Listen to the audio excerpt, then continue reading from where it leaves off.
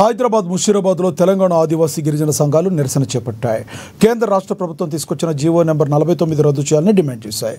Komaram Bheem Kanjar reserve అనే పేరుతో ప్రకటించిన కొత్త జీవోను వెనక్కి తీసుకోవాలని కోరారు. కార్పొరేట్ కంపెనీలకు అడవులను కట్టబెట్టేందుకే కేంద్ర రాష్ట్ర ప్రభుత్వాలు ఈ జీవోను తీసుకొస్తున్నాయని మండిపడ్డారు. వెంటనే గిరిజనులకు అన్యాయం చేసే ఈ జీవోను ఉపసంహరించుకోవాలని సూచించారు. కాంగ్రెస్ ప్రభుత్వం గిరిజనులకు అన్యాయం చేసే విధంగా తీసుకొచ్చిన ఈ జీవోను రద్దు చేయకపోతే అన్ని పార్టీలను కలుపుకొని గిరిజన సంఘాల పక్షాన పోరాడతామని హెచ్చరించారు. భూ నివాసితులుగా మార్చే ఈ జీవో నంబర్ 49 రద్దు చేయాలని, అట్లాగే రాష్ట్ర వ్యాప్తంగా పోడు సాగుదారులపైన కాంగ్రెస్ ప్రభుత్వం ఎన్నికల్లో ఇచ్చిన హామీ ఏదైతే పోడు సాగుదారులకు హక్కుపత్రాలను ఇస్తామని చెప్పింది, ఇప్పుడు అధికారంలోకి వచ్చిన తర్వాత దాడులు చేయించడం, ఆ భూముల్ని ఖాళీ చేయించడం అనేది జరుగుతూ ఉంది.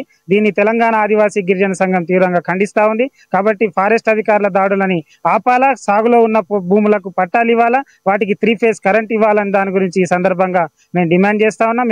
దేనికోసమట ఇక్కడ ఉండేటువంటి బయోడైవర్సిటీని కాపాడడం కోసమని. అంటే బయోడైవర్సిటీ అనేటువంటిది నాశనమైంది ఎందుకు?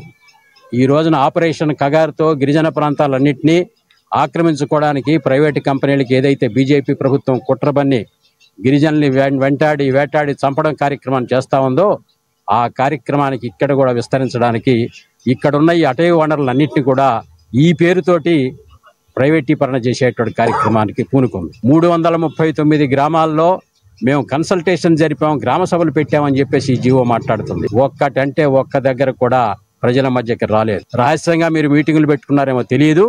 కాబట్టి ఈ జీవో యొక్క చిత్తశుద్ధిని, ఈ అబద్ధాలని ఎండగట్టాలా.